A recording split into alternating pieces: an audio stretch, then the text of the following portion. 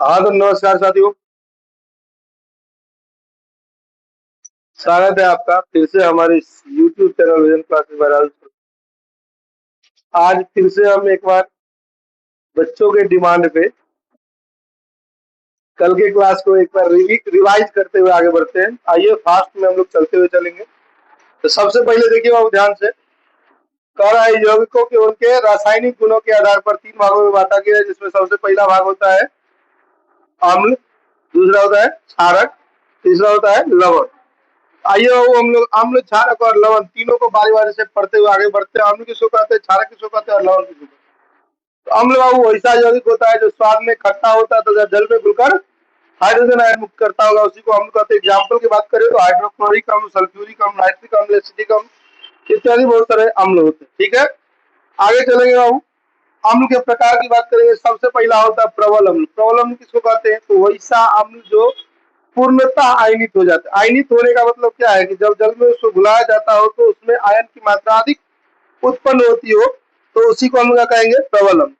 आगे आएंगे बाबू तो दुर्बल अम्ल की बात करेंगे। दुर्बल अम्ल किसको कहेंगे बाबू, तो हमने पूर्णतः उसको आयनित कहा था, ये आंशिक रूप से आयनित होगी। किससे, आंशिक रूप से। तो अगर आपको पूछ दिया जाए कि दुर्बल अम्ल से आप क्या समझते हैं, तो वैसा अम्ल या वैसा यौगिक या सॉरी वैसा अम्ल जो जल में घुलकर आंशिक रूप से आयनित होता है, उसी को हम क्या कहेंगे, उसी को हम लोग दुर्बल अम्ल कहेंगे। आगे आएंगे बाबू, जैसे कार्बनिक अम्ल हो गया, एसिटिक अम्ल हो गया, फॉर्मिक अम्ल हो गया, सल्फ्यूरिक अम्ल हो गया इत्यादि।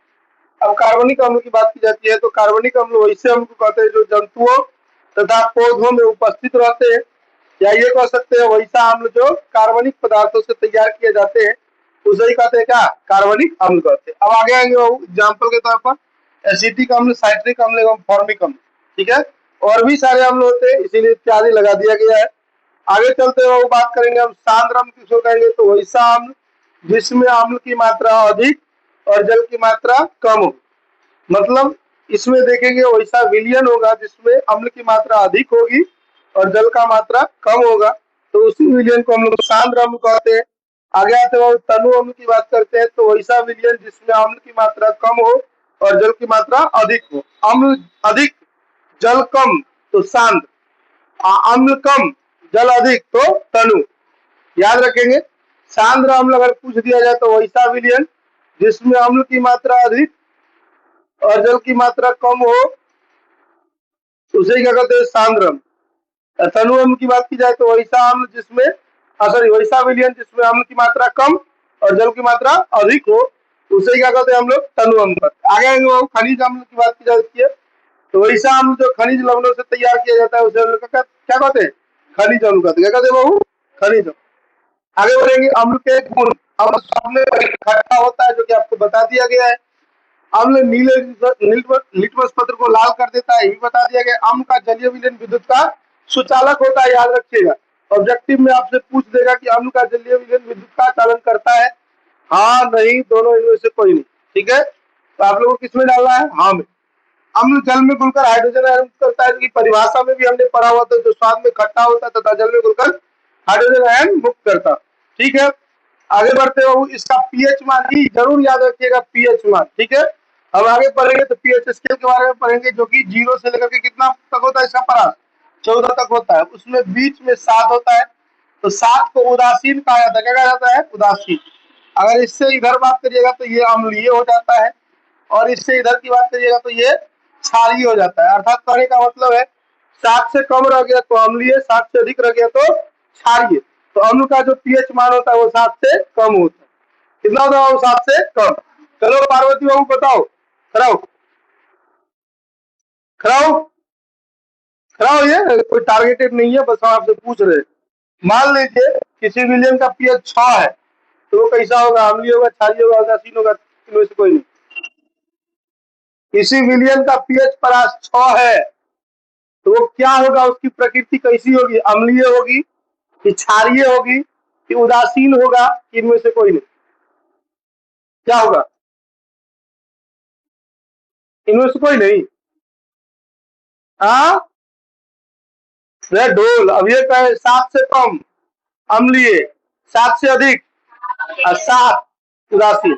चलो उग्र, तुम हाँ बताइए कि कोई खेत है जिसकी मृदा क्षमता जो है उसका पीएच ज्ञात किया गया तो 8 हो गया, तो बताइए वो कैसा प्रवृत्ति होगा उस मिट्टी या उसकी मृदा की, कौन सी प्रवृत्ति की मृदा है? अम्लीय है, क्षारीय है, उदासीन है? क्षारीय। वेरी गुड, बैठ जाइए। चलिए आगे खड़ा होइए। राजनंदिनी कुमारी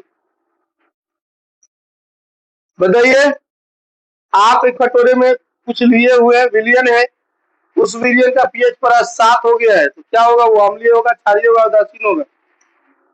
अम्लीय होगा। उसका पीएच पर 7 है,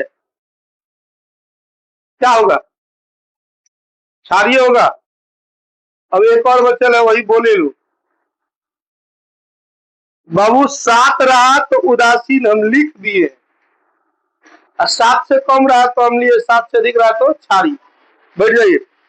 क्वेश्चन ऑब्जेक्टिव में पूछ देता है कि बताइए अम्ल का पीएच मान होता है, ऑप्शन दे देगा आपको 12, दूसरा ऑप्शन दे देगा 6, तीसरा ऑप्शन दे देगा 15, या मान ले 13, या मान ले 10, और चौथा ऑप्शन दे देगा इनमें से कोई नहीं। तो कौन सा आप मारिएगा? इनमें से कोई नहीं। कितना मारेंगे? 6। अम्ल का पीएच मान कितना होता है? 7 से कम बाबू, 6 नहीं, 7 से कम। और 7 से कम जो आ गया वो सभी के सभी क्या है? अम्लीय। तो 6 है इसमें 7 से कम, तो अम्ल का पीएच प्लस कितना? 100। आगे बढ़े। बाबू अरे पार्वती आगे बढ़े, बोलिए न रही है। आगे बढ़े, थोड़े से पूछ रहे थे। वाह, चलिए अगला है, अम्ल जो है वो क्षारक को उदासीन कर देता है। अब ध्यान से समझिए, किसी भी चीज की प्रकृति अम्लीय हो जाता है, जैसे हमारे शरीर में पेट में भोजन करते हैं ना, तो भोजन अम्लीय हो जाता है कभी कभार, ठीक है? उस समय में हम लोग मेडिसिन लेते, दवा लेते, क्या लेते हैं? दवा। तो जो मेडिसिन देने वाला, दवा देने वाला व्यक्ति रहता है ना, तो वो पहले प्रकृति देखता है कि कैसा कैसा चीज हो रहा है। आपसे पूछेगा केहन ढकार हुई है, खट्टा हुई है, कोनो दूसर तरह की हुई है। तो महिला या कोई भी व्यक्ति जैसे है, आप ही है, हम ही है, तो उनको बताते हैं कि इस तरह का हो रहा है। नहीं, तो जब डॉक्टर या कोई भी जो मेडिसिन देते हैं, उनको खबर लग जाता है कि भाई इनके शरीर का अभी जो पाचन क्रिया है उसमें अम्ल की मात्रा अधिक हो गई है, तो तुरंत वो क्षारीय दवा देते, मेडिसिन दे देते कि लीजिए, ये खा लीजिएगा, पी लीजिएगा, आपका खत्म हो जाए। तो वो अम्ल जो है, अगर अम्ल में क्षारक मिला दिया जाए तो उसको उदासीन बना देते। उदासीन मतलब न्यूट्रल कर देते, प्रकृति न्यूट्रल हो जाती, ठीक है? तो हम लोग जो देखिएगा रात बिरात खा पी के आते हैं, महिला सब तो बहुत कम खाती है, लड़का सब कहीं ज्यादा बाराती उराती में जाता है कि नहीं है? तो बाराती में जाता है तो खाता है, लेट मतलब एकदम बढ़िया 2-3 बज जाता है खाते खाते। तो खाने के बाद जब घर पे आता है, तो सुबह में उनको जो है इस तरह की चीजें होती है, कहता ORS का घोल पी लीजिए। कौन सा घोल पी लीजिए? ORS का घोल पी लीजिए। तो कहता है, आप लोग देखे होइएगा, तो कहेगा चीनी, पानी, नमक दोनों मिला के पी लो। कहता कि नहीं कहता? चीनी, पानी और नमक तीनों के मिलाने से भी एकदम समझिए ORS का घोल ही तैयार होता है, ठीक है? तो अगर आप दवा नहीं करी, मेहनत कर सकते हैं तो मिला लीजिए, सेम क्वांटिटी में रहना चाहिए। अब इन्हें कि 2 किलो चीनी मिला लो, 1 मुट्ठी नमक दो, है तो गड़बड़े हो जाएगा। मतलब अपनी क्वांटिटी के हिसाब से किसी की मात्रा अधिक नहीं होनी चाहिए, न चीनी की मात्रा अधिक होनी चाहिए और न ही नमक की मात्रा अधिक होनी चाहिए, न्यूट्रल होनी चाहिए। तो याद रखिएगा, वो अम्ल जो होता है वो क्षारक को उदासीन कर देता है, ठीक इसी तरह क्षारक भी अम्ल को उदासीन कर देता है। चलिए एग्जाम्पल आपसे पूछते, वो किसान है बेचारा, उसकी खेत की मृदा का वो पीएच स्केल से जांच करा, तो उसकी मृदा जो है वो 5 दिखाई। कितनी दिखाई? 5। उसकी मृदा का पीएच परास कितना दिखा है 5। तो बताइए वो बेचारा किसान जाता है कहीं से दवा उवा या कोई छिड़काव करना चाहता है किसी चीज का, तो बताइए वो किस प्रकृति का चीज का छिड़काव करेगा कि उसका जो पीएच परास होगा खेत की वो न्यूट्रल हो जाएगी। तो हम देख रहे हैं इसका पीएच परास कितना 5। 5 मतलब कैसी प्रकृति अम्लीय। और जब अम्लीय प्रकृति का कोई पदार्थ होता है तो उसको क्या मिलाने से वो न्यूट्रल होता है क्षारीय। क्या मिलाने से बाबू क्षारीय पदार्थ के मिलाने से वो पूरा पूरी न्यूट्रल हो जाता है। क्लियर है ना, कोई डाउट तो नहीं है। आगे बढ़ते हैं हम लोग। अम्ल धातु से अभिक्रिया कर लवण बनाता है, साथ ही साथ हाइड्रोजन गैस मुक्त करता है। आगे बढ़ेंगे बाबू।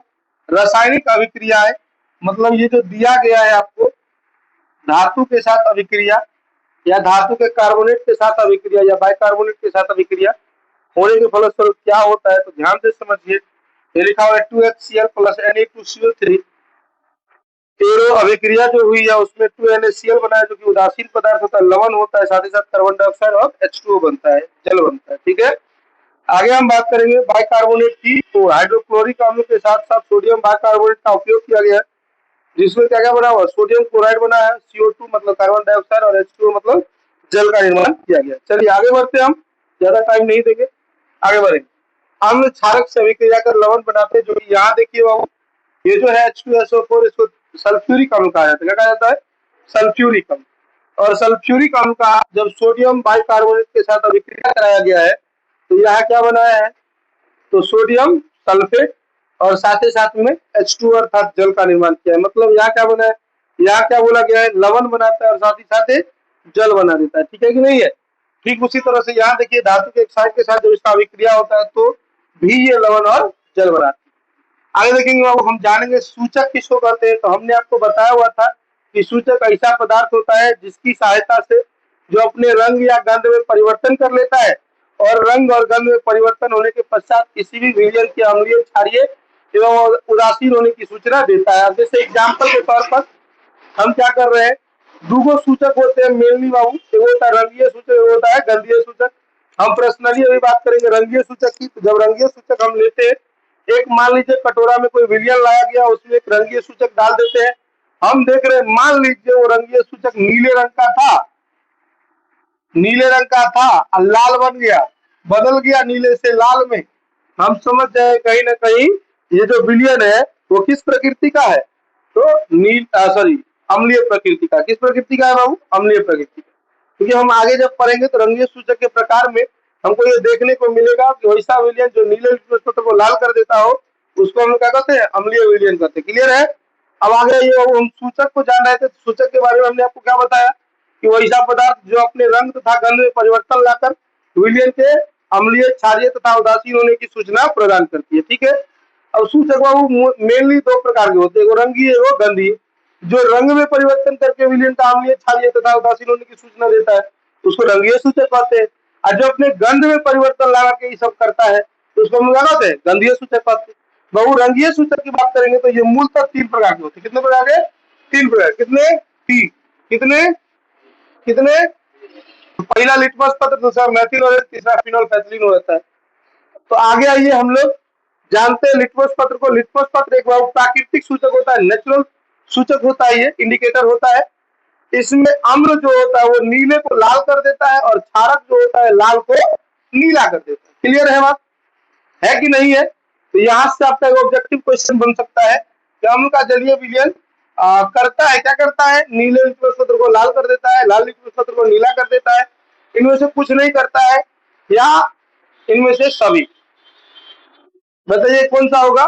तो अम्ल का जलीय विलयन वो नीले लिटमस पत्र को लाल कर देता है। क्षारक की बात करेंगे तो लाल को नीला कर देता है। अब आएंगे वो हम लोग आगे चलेंगे, दूसरा रंगीय सूचक होता है जिसमें हम लोग उसको मैथिल ऑरेंज कहते हैं। ये संश्लेषीय सूचक होता है जो कि निर्मित किया जाता है। इसका अपना रंग नारंगी होता है, अम्ल में इसका रंग लाल हो जाता है जबकि क्षारक में इसका रंग पीला हो जाता है। ठीक है, सेम टू सेम इसी की तरह। ठीक है, कलर में ये कैसा होता है नारंगी, अम्ल में क्या चीज पीला, अम्ल में सॉरी अम्ल में होता है लाल और क्षारक में क्या होता है पीला। अब आगे आएंगे बाबू, फिनोल्फेथलीन की बात करते हैं तो ये भी एक संश्लेषित सूचक होता है।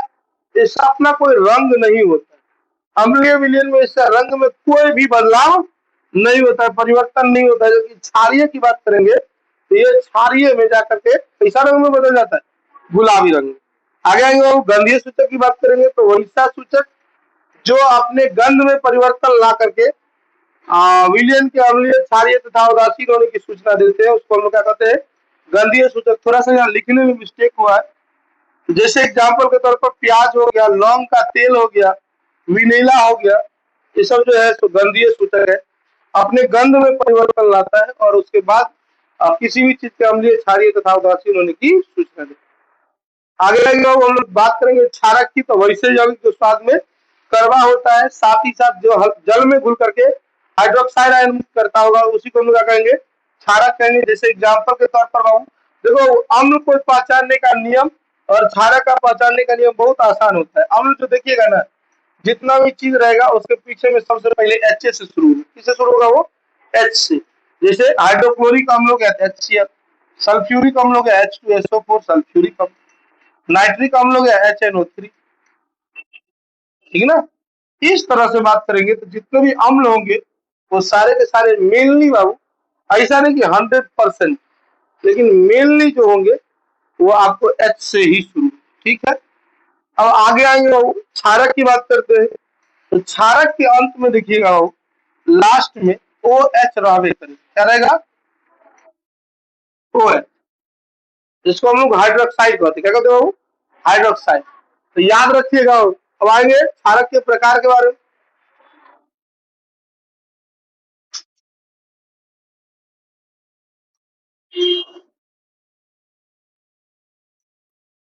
ठीक है, भावी है रूम, भावी रूम ठीक है।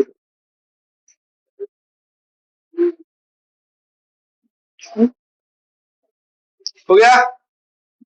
हम जानते हो क्षारक के प्रकार के बारे में। सबसे पहला क्षारक होता है प्रबल क्षारक, दूसरा क्षारक होता है दुर्बल क्षारक, ठीक है। तो पहला प्रबल क्षारक की बात करते हैं तो वैसा क्षारक जो जल में घुलने के बाद पूर्णतः आयनित हो जाते हैं। जैसे अम्ल में होता है, प्रबल अम्ल की क्या बात करें, वैसा अम्ल जो पूर्णतः आयनित होते हैं उसी को हम क्या कहते हैं, प्रबल अम्ल। ठीक उसी तरह से क्षारक में वही कहा जाता है, वैसा क्षारक जो पूर्णतः आयनित होता है तो क्या कहलाता है वो, प्रबल क्षारक कहलाता है। अब बात करेंगे दुर्बल क्षारक की, तो वैसा क्षारक जो आंशिक रूप से आयनित होते हैं उसी को दुर्बल क्षारक कहते हैं। सबका एग्जाम्पल दिया गया है जो कि आप लोग देख पा रहे हैं। अब आएंगे, एक छोटा सा टॉपिक होता है वो क्षार। कुछ ऐसे क्षारक होते हैं जो जल में घुल जाते हैं, कुछ ऐसे क्षारक होते हैं जो जल में नहीं घुलते। तो नहीं घुलने वाला का तो कोई है ही नहीं कुछ भी काम, जो घुल जाता है उसको हम लोग क्षार कहते हैं। क्या कहते हैं, तो परिभाषा बनता है जल में घुलनशील क्षारक को क्या कहते हैं, क्षार कहते हैं। अब आएंगे बाबू क्षारक के गुण पर बात करेंगे तो क्षारक स्वाद में कड़वा होता है, कि जल में घुलने पर साबुन जैसा चिकना हो जाता है, साथ ही साथ कि जल में घुलकर हाइड्रोक्साइड आयन मुक्त करता है, लाल लिटमस पत्र को नीला कर देता है। जैसा हमने अम्ल में पढ़ा हुआ था सेम टू सेम इसी तरह क्षारक जो है वो अम्ल को उदासीन कर देता है। जैसे अम्ल जो है वो क्षारक को उदासीन करता है, ठीक उसी तरह क्षारक जो है वो किसको, अम्ल को उदासीन कर देता है। तो आएंगे, इसका पीएच मान 7 से अधिक होता है। क्षारक का जलीय विलयन विद्युत का सुचालक होता है। क्षारक को धातु से अभिक्रिया करने के बाद ये लवण तथा हाइड्रोजन गैस मुक्त करता है, ठीक है। हम लोग आगे बढ़ते हैं जो कि आपको रिएक्शन के द्वारा दिखाया गया। आगे देखिए बाबू, क्षारक अम्ल से अभिक्रिया कर अभी तुरंत परे है, लवण तथा जल का निर्माण करता है। क्षारक और धात्विक ऑक्साइड के साथ अभिक्रिया करने के बाद भी क्या बनाता है, लवण और जल बनाता है। आगे आगे बाबू, पीएच स्केल की बात करेंगे तो पीएच स्केल एक ऐसा पैमाना होता है जिसके द्वारा किसी भी विलयन का उदासीनता, अम्लीयता एवं क्षारीयता की क्या की जाती है, जांच की जाती है, ठीक है। इसका परास 0 से लेकर के 14 तक होता है। अब इसमें जानिएगा विलयन का पीएच किसको कहते हैं, किसी विलयन के हाइड्रोजन आयन के किसके लघु गणक के व्युत्क्रम। लघु गणक मतलब लॉग कहते हैं। क्या कहते हैं, लॉग मतलब लॉग। एक व्युत्क्रम को क्या कहते हैं, विलयन का पीएच। क्या कहते हैं विलयन का पीएच। अब आगे आइए ध्यान से देखिए, किसी भी विलयन का मान 7 से कम होता है तो वह विलयन कैसा होता है, अम्लीय। अगर मान 7 से अधिक होता है तो कैसा होता है, क्षारीय। और जिस विलयन का मान 7 होता है वो उदासीन हो जाता है। किसी भी विलयन में हाइड्रोजन आयन और हाइड्रोक्साइड आयन का गुणनफल जो होता है वो किससे, तो 10 से 14 के बीच ही होता है। पैर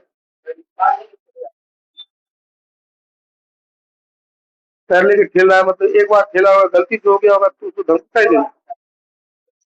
पैर नंबर है, जैसे पैर नंबर है वैसे कोई नंबर है। अरे नहीं किया करो, कौन कर रहा है? तो तू गाली काहे दे रहा है? बड़का रईस हो जाता है कि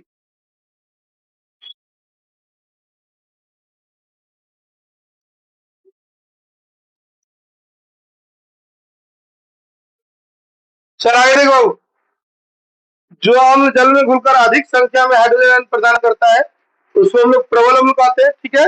और जो अम्ल जल में घुलकर कम मात्रा में हाइड्रोजन आयन करता है उसको दुर्बल अम्ल कहते हैं, ठीक है। ठीक उसी प्रकार से क्षारक की भी बात होती है। तो क्षारक में भी घुल करके जो अधिक संख्या में हाइड्रोक्साइड आयन प्रदान करेगी, हाइड्रोक्साइड आयन प्रदान करेगी, वो प्रबल क्षारक कहलाएगी।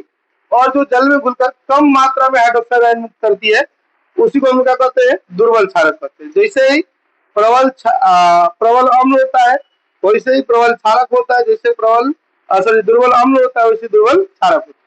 दोनों के दोनों में आयन जो है वो अधिक मात्रा में और कम मात्रा में होती है, तो याद रखें। आगे आगे वो लवण किसको कहते हैं, तो वो अम्ल और क्षारक के बीच अभिक्रिया के फलस्वरूप एक उदासीन पदार्थ प्राप्त होता है। उसी उदासीन पदार्थ को हम क्या कहते हैं, उसी उदासीन पदार्थ को हम लोग कहते हैं लवण। जैसे एग्जाम्पल के तौर पर HCl, ये हाइड्रोक्लोरिक अम्ल है, आप लोग को पता होगा नहीं?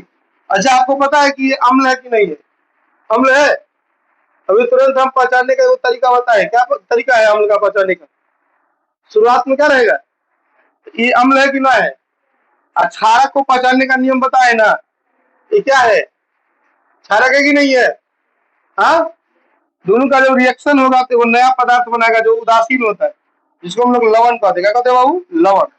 आप साथ ही साथ क्या बनाता है, जल। इसी का दूसरा नाम नमक भी है। क्या है, नमक भी इसी का दूसरा नाम है।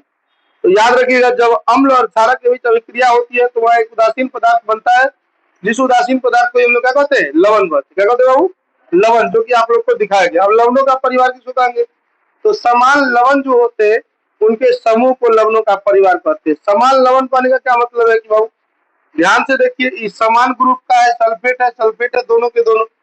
कहने का मतलब क्या है ना, समान लवणों का समूह रहेगा, ग्रुप रहेगा, तो हम उसको लवणों का परिवार कह लेंगे, ठीक है। अब आइए ध्यान से देखिए बाबू, जब कोई लवण प्रबल अम्ल, लवण बनता कैसे है बाबू, तो अम्ल और क्षारक के मिलने से। तो कह रहा है अगर कोई लवण जो है प्रबल अम्ल और दुर्बल क्षारक के मिलने से बनता है उसकी प्रकृति अम्लीय होगी। मतलब अम्ल जो है बेसी ताकतवर वाला रहेगा और क्षारक कमजोर वाला रहेगा, तब अगर कोई लवण बनता है तो प्रकृति कैसी हो जाएगी, अम्लीय होगी। आगे बढ़े, आगे आते बाबू साधारण नमक की बात करते। साधारण नमक का रासायनिक नाम बाबू सोडियम क्लोराइड होता है। इसका अनुसूत्र NaCl होता है।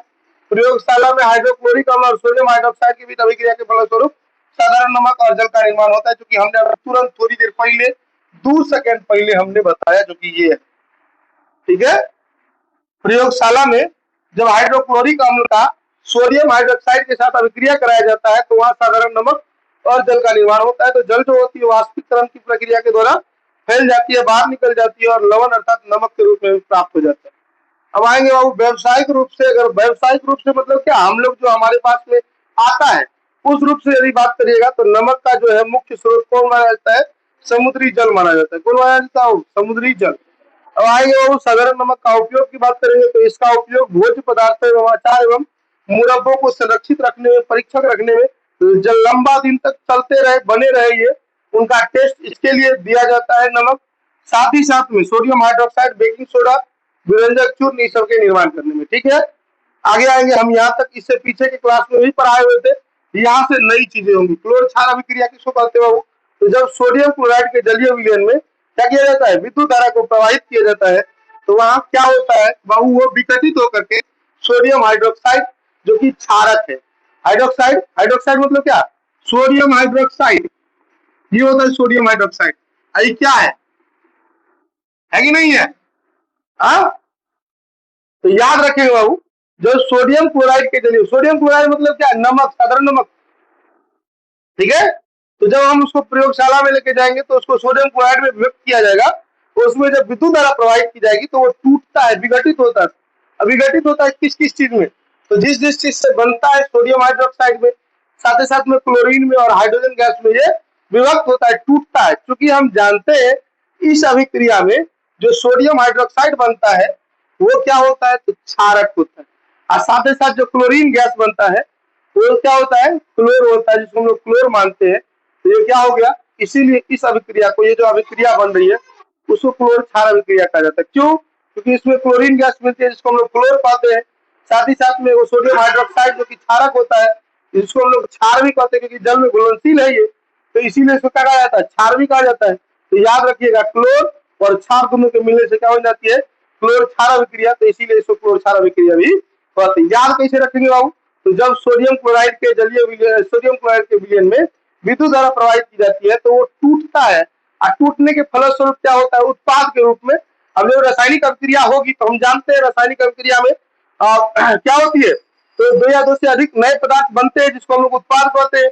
तो रासायनिक अभिक्रिया जब उसके साथ होगी, होने के पश्चात क्या होगी, तो वो तीन चीजों में विभक्त होगा, जिसमें सोडियम हाइड्रोक्साइड होता है, क्लोरीन गैस होता है, साथ ही साथ में जल होता है। तो जब हम देखते हैं कि सोडियम हाइड्रोक्साइड होती है, और जो कि सोडियम हाइड्रोक्साइड जो है क्षारक है और जो जल में घुल जाता है, अर्थात कहने का मतलब ये क्या है, क्षार है। और जब हम जानते हैं कि क्षार एक निकलती है, साथ ही साथ में क्लोरीन गैस निकलती है जिसको हम लोग क्लोर पा सकते हैं, तो ये जो अभिक्रिया होती है, इस अभिक्रिया के फलस्वरूप जो उत्पाद बनते हैं वो क्लोर क्षार अभिक्रिया के फलस्वरूप में देखने को मिलते, ठीक है कि नहीं है। और आगे बढ़ेंगे, क्लोरीन का उपयोग, तो इसका उपयोग सबसे पहले रोगाणुनाशक के रूप में किया जाता है। रोगाणुनाशक मतलब किसी भी रोग को खत्म करने में, साथ ही साथ विरंजक चूर्ण एवं हाइड्रोक्लोरिक अम्ल के उत्पादन में होता है। पॉलीविनाइल क्लोराइड जिसको पीवीसी कहते हैं, आप लोग पाइप सुने होंगे, पीवीसी पाइप होता है, ठीक है। साथ ही साथ क्लोरोफॉर्म और सीएफसी ये सब बनाने में किया जाता है, ठीक है। साथ ही साथ कपड़े एवं कागजों को विरंजित अर्थात ब्लीच करने में, ब्लीच मतलब एकदम जब अपने लोग उल्टाते हैं एकदम पूरा पुरिंदा लगता है कि एकदम स्लाइस है। अब ये वो हाइड्रोजन की बात करते हैं, तो द्रव हाइड्रोजन का उपयोग रॉकेट के ईंधन के रूप में किया जाता है। लोग देखिए होइएगा, रॉकेट का जब प्रणोदन होता है तो नीचे से गैस निकलती है बहुत सारा, उसमें हाइड्रोजन गैस भी डाली जाती है, ठीक है। दूसरा नंबर, आजकल हमारे भारतवर्ष में भी डीजल की गाड़ी हट गई है, अब विद्युत धारा पर गाड़ी चलने लगी है, रेलवे ट्रेन सब। अब जो है एक आध गो ट्रेन ऐसा बना है, शायद एक गो ट्रेन ऐसा निकला है जो कि हाइड्रोजन गैस पर चलती है। अब जो है उसको बिजली भी नहीं चाहिए, तो हाइड्रोजन गैस का इस्तेमाल करके क्या करता है, तो गाड़ियां चला रही है, अर्थात रेलगाड़ी चलती है। तो आइए बाबू ध्यान रखिएगा, तो हाइड्रोजन गैस का सबसे पहला उपयोग क्या किया जाता है, रॉकेट के ईंधन में किया जाता है, ठीक है। दूसरा उपयोग हाइड्रोक्लोरिक अम्ल के उत्पादन में किया जाता है। खाद के लिए अमोनिया के निर्माण, खाद में अमोनिया होता है, अमोनियम होता है, जिसका उपयोग में ये क्या किया जाता है, तो हाइड्रोजन गैस का इस्तेमाल किया जाता है। हाइड्रोजनीकरण क्रिया द्वारा वनस्पति घी बनाने में भी इसका इस्तेमाल किया जाता है। अब आइए बाबू सोडियम हाइड्रोक्साइड की बात करते हैं, जो कि उसमें क्या क्या चीजें निकली है, जिस चीजों की हमने बात करी हुई है। सबसे पहला नंबर सोडियम हाइड्रोक्साइड निकली है, जो कि लास्ट में हम बात कर रहे हैं उसके बारे में। साथ ही साथ क्लोरीन गैस निकली हुई है और हाइड्रोजन सॉरी H2 अर्थात जल का निर्माण हुआ, जल ही हुआ है ना, सॉरी जल नहीं हुआ, हाइड्रोजन गैस मुक्त हुई। क्या मुक्त हुई है वो, हाइड्रोजन गैस, ध्यान से समझिए। तो इसीलिए हम बारी बारी से चारों के उपयोगों को जान रहे हैं। तो हमने सबसे पहले क्लोरीन के उपयोग को जाना, उसके बाद हाइड्रोजन गैस के उपयोग को जाना। अब हम लोग सोडियम हाइड्रोक्साइड के बारे में जानते हैं। धातुओं से ग्रीस हटाने में, ग्रीस व्रीस लगा करके विरंजित होने से उसको बचाता है, अर्थात धातु ऑक्साइड बनने से बचाता है। तो उस ग्रीस को हटाने में इसका उपयोग किया जाता है। साबुन, अपमार्जक मतलब डिटर्जेंट वगैरह को अपने लोग सर्फ में इस्तेमाल वगैरह करते हैं, एवं कागज के निर्माण करने में, साथ ही साथ कृत्रिम फाइबर, कृत्रिम वस्त्र और रेशा बनाने में, जो हम लोग कपड़ा पहनते हैं, आर्टिफिशियल भी कपड़े होते हैं, जो धागे बनते हैं, उन सब का भी इस्तेमाल करने में, उन सब को बनाने में भी इसका इस्तेमाल किया जाता है। बॉक्साइड अयस्क के शुद्धिकरण, बॉक्साइड अयस्क से ही हमें लोहा प्राप्त होता है। तो जब तक इसकी शुद्धिकरण नहीं होती है तब तक हमें धातु प्राप्त नहीं होती है। तो इसीलिए ही समझिए कि अधात्मिक ऑक्साइड से क्या करता है, धातुओं को निकालने में भी इसका इस्तेमाल किया जाता है। सबसे जो इम्पोर्टेंट टॉपिक्स हैं इस चैप्टर के वो धीरे धीरे अब आने शुरू हुए। तो हम लोग इन चीजों को देखते हैं। सबसे पहला ब्लीचिंग पाउडर होता है, इसका रासायनिक नाम बाबू कैल्शियम ऑक्सीक्लोराइड होता है, जिसका अनुसूत्र जो है CaOCl2 होता है। तो ये याद रखिएगा, ठीक है।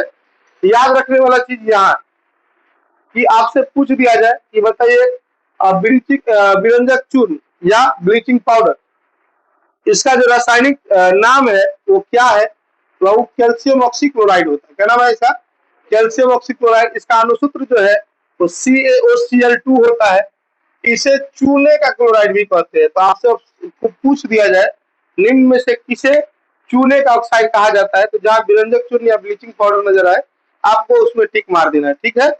अब आएंगे बाबू विरंजक चूर्ण बनाने की विधि क्या होता है। तो ठोस बुझे हुए चूने, जो चूना होता है उसको 40 डिग्री सेल्सियस ताप पर गर्म करके इसमें क्लोरीन गैस जब प्रवाहित की जाती है तो वहां किसका निर्माण हो जाता है बाबू? वहां निर्माण हो जाता है किसका? विरंजक चूर्ण और जल का, ठीक है। जो कि यहाँ आपको दिखाया गया है। तो यहाँ से भी वो याद रखिएगा, बुझे हुए चूने का रासायनिक सूत्र, बुझे हुए चूने का रासायनिक सूत्र होता है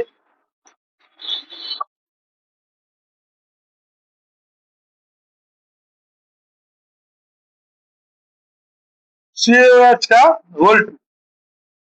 अब बिना बुझा हुआ चूना का CaO होता है। तो याद रखिएगा।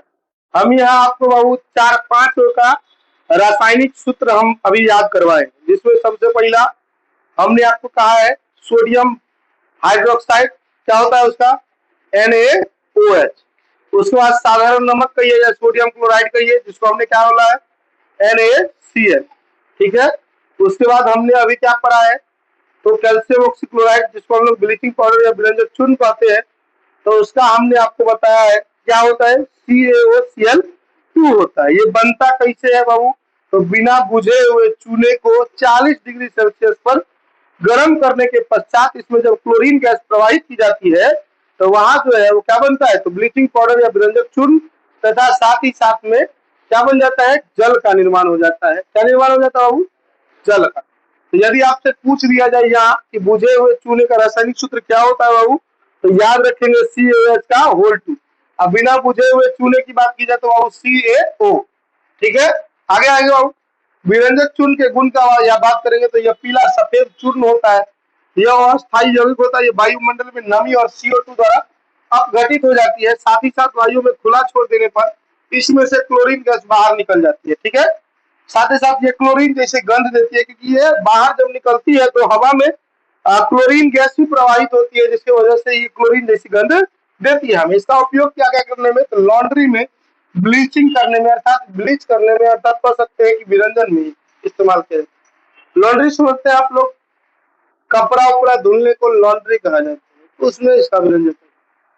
कीटाणुनाशक के रूप में जल को शुद्ध करने में देखिएगा, बड़े बड़े जो मतलब अपार्टमेंट्स होते हैं वहां जो है सो इसका इस्तेमाल किया जाता है।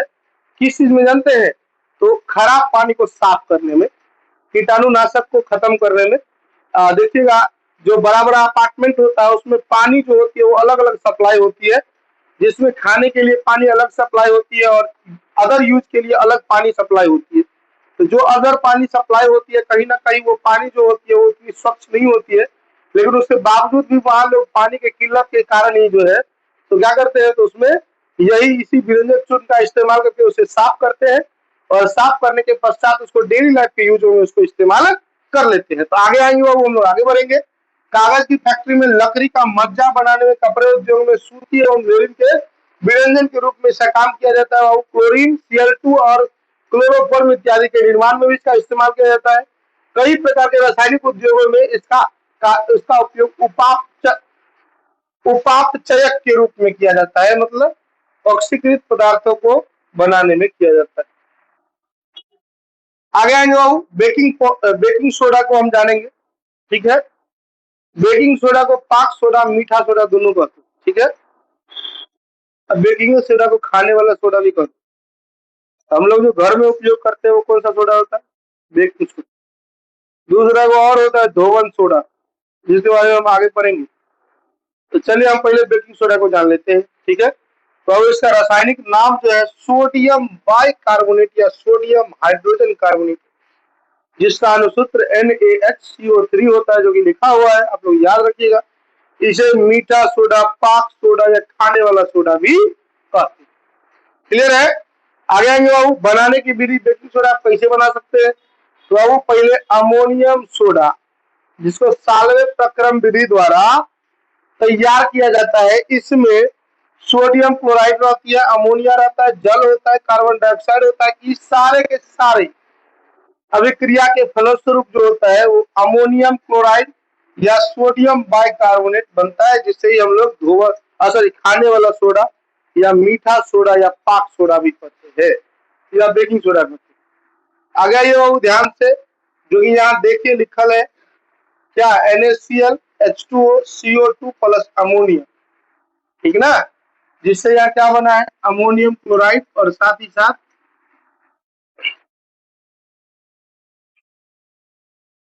अमोनियम क्लोराइड बना है और साथ ही साथ सोडियम बाइकार्बोनेट बना है। यहाँ कुछ गलती लिख दिया गया है। अब आएंगे बाबू ध्यान से, यहाँ देखिए, यह एक रवेदार सफेद पदार्थ होता है, जिसको क्रिस्टलीय कहते हैं। क्रिस्टलीय या कहिए या रवेदार कहिए, बात एक ही होती है। आगे ये जल में कम घुलनशील होते हैं, इसका पीएच मान 7 से अधिक होता है। ये जल में इसका जलीय विलयन, जब ये पीएच मान 7 से अधिक होगा तो कैसा होगा, क्षार। कैसा होगा? अब आएंगे बाबू बेकिंग सोडा का उपयोग की बात करेंगे। इसको बेकिंग पाउडर बनाने में बेकिंग सोडा का इस्तेमाल किया जाता है। पेट की अम्लीयता को दूर करने में औषधि के रूप में इसका इस्तेमाल किया जाता है। ठीक है, ये इसकी प्रकृति कैसी होती है, वो क्षारी। हम जानते हैं हमारे पेट की जो अम्लीयता है, अर्थात प्रकृति अम्लीय हो गई है, तो उसमें कौन सा चीज डालने से वो उदासीन हो जाएगा, तो क्षारीय। अब बेकिंग सोडा कैसा चीज है, क्षारीय। इसीलिए पेट की अम्लीयता को दूर करने में भी, औषधि बनाने में इसका इस्तेमाल किया जाता है। अग्निशामक यंत्र में भी इसका इस्तेमाल किया जाता है। इसका उपयोग प्रयोगशाला में प्रतिकारक के रूप में भी किया जाता है। ठीक है, इसका उपयोग शराब बनाने में भी किया जाता है। आगे चलते हैं हम लोग। धोने का सोडा या धोवन सोडा, इसको हम लोग जानते हैं। तो ये क्या होता है, धोवन सोडा का रासायनिक नाम सोडियम कार्बोनेट डेकाहाइड्रेट होता है, जिसका अनुसूत्र Na2CO3 × 10H2O होता है, जो कि इतना बड़ा हाइफन नहीं देना चाहिए था बाबू, सीधे होता है Na2CO3 × 10H2। ठीक है, जिसको हम लोग सोडियम क्लोराइड डेकाहाइड्रेट कहते हैं। क्या कहते हैं बाबू, सॉरी, सोडियम कार्बोनेट डेकाहाइड्रेट कहते हैं, क्लोराइड कहते हैं। क्लोराइड जहां भी रहेगा Cl लिखा रहेगा, क्या रहेगा बाबू, Cl।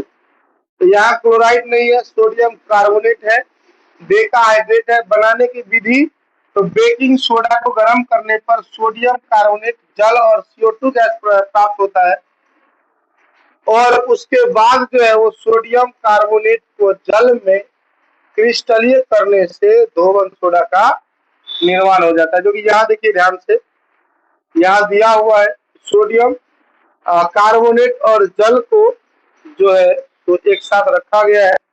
यहाँ जो है क्रिस्टलीय रूप में आने के बाद धोवन सोडा का जो है निर्माण हो गया। आगे आएंगे और इसका गुण जो है, यह पारदर्शी रवेदार अर्थात क्रिस्टलीय पदार्थ होता है। यह जल में लेकिन घुलनशील होता है।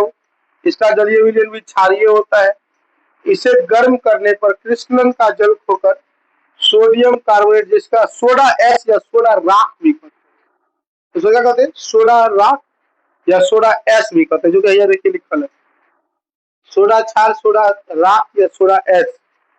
अब धोवन सोडा का इस्तेमाल किस चीज के लिए किया जाता है, वो जल की अस्थायी कठोरता को दूर करने में, कपड़ों को साफ करने में, कांच एवं साबुन को बनाने में, प्रयोगशाला के प्रतिकारक में, पेट्रोलियम को शुद्ध करने में। ठीक है, ये सब इनका काम है। आगे बढ़ेंगे हम बाबू, क्रिस्टलन का जल समझेंगे। तो लवण के एक सूत्र इकाई में उपस्थित जल के निश्चित अणुओं की संख्या को क्रिस्टलन का जल कहते हैं। मतलब ये समझिए, धोवन सोडा में जल के कितने अणु हैं, 10 अणु। कितने अणु है वो, 10। यही जो 10 होता है उसी को क्रिस्टलन का जल कहते हैं। क्या कहते हैं बाबू, क्रिस्टलन का जल। किसी भी लवण के सूत्र के एक इकाई में उपस्थित जल की मात्रा को ही, जल के अणुओं की मात्रा को ही क्या कहते हैं? क्रिस्टलन का जल। अब आएंगे वो सोडा राख या सोडा क्षार किसको कहते हैं? तो निर्जलीय सोडियम कार्बोनेट को ही सोडा क्षार या सोडा राख कहते हैं। मतलब ये ध्यान में रखिएगा कि 10H2O को हटा देंगे तो ये निर्जलीय हो गया। क्या हो गया? निर्जलीय, जल की मात्रा नहीं। इसी को हम लोग सोडा क्षार या सोडा राख कहते हैं। ठीक है, आगे चलेंगे। उत्फुल्लन एक प्रोसेस होती है जब दोहन सोडा को वायुमंडल में खुला छोड़ दिया जाता है तो इसके जल के अणु वायुमंडल में निकलकर चले जाते हैं, जिसे उत्फुल्लन कहते हैं। ठीक है, जब हम दोहन सोडा को वायु में खुले छोड़ देते हैं तो इसके जो अणु होते हैं, जल के अणु 10 गो अणु रहता है ना, तो वही 10 गो अणु जो है तो वायु में क्या होता है? तो फैल जाता है, अर्थात निकल जाता है या बाहर चले जाते हैं। तो इसी को हम क्या कहते हैं? उत्फुल्लन का जल कहते हैं या उत्फुल्लन कहते हैं। सॉरी, जी क्लोरसल ये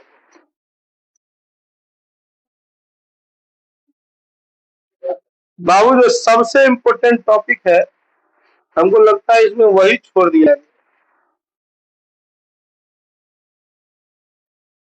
ठीक है, तो हम भी आज यहाँ क्लास खत्म कर रहे हैं। ठीक है, हम दूसरे क्लास में देखेंगे इसके आगे की चीजें।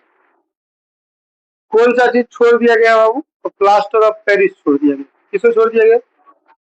प्लास्टर ऑफ पेरिस, जो कहीं ना कहीं बहुत ज्यादा इम्पोर्टेंट टॉपिक है। तो हम उसको कवर करते हुए फिर कल जो है इस चैप्टर को हम खत्म करेंगे। मिलते हैं नेक्स्ट क्लास में, तब तक के लिए जय हिंद, जय।